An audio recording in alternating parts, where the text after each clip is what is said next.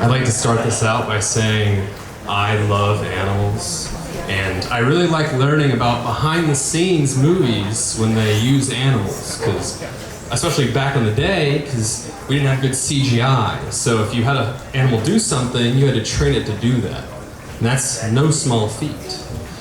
Like back in the day, if you wanted to have a horse look like it was speaking, you'd put peanut butter in its mouth so that it like moves its lips, and you do a voiceover, right? So I learned about a movie called Heaven's Gate. It's a cowboy movie, and the lead cowboy has a horse named Buckaroo. And Buckaroo, at the end of the movie, the Indians are fighting the cowboys, and one of the Indians blows Buckaroo up with a stick of dynamite. Now, the directors, to shoot this scene, they had a clever trick. What they did is they took Buckaroo and they blew him up with an actual stick of dynamite.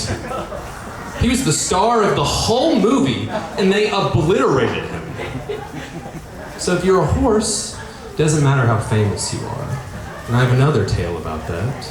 Y'all heard of Clever Hans? No. Clever Hans was a horse in 1901 that could do math. They would ask Hans, they would tour him around the world, not like going on in 1901, so if he could do math, they were taking him around, okay?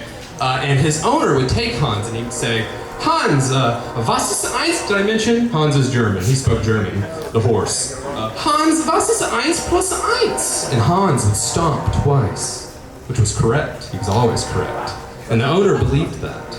But what Hans was actually doing is he would look at your eyes and he would read your body language. And when your eyes raised a little bit and you tensed up, he knew he was at the right stomp count, right? Now, unfortunately, like many horses in 1914, he was drafted into World War I and eaten in the winter by German soldiers. And I'm not kidding. I like to think they were at least hesitant about eating the most famous animal in the world at the time. It's like eating the lemur emu. And I hope he was at least one of the last horses they ate. Like, and they could even have them count the horses as their numbers dwindled. Only one. But they're always using animals in wars. Have y'all heard of B.F. Skinner, right? In school, did y'all learn this? The Skinner box? They would take mice and he would study mice. But Skinner was also an expert in pigeons. And in World War II, the US government had a contract with B.F. Skinner to create pigeon-guided bombs. Now, this is real, by the way. What they would do is they would take a pigeon, they would put a little screen in front of it, and they would reward it for pecking at pictures of battleships, right?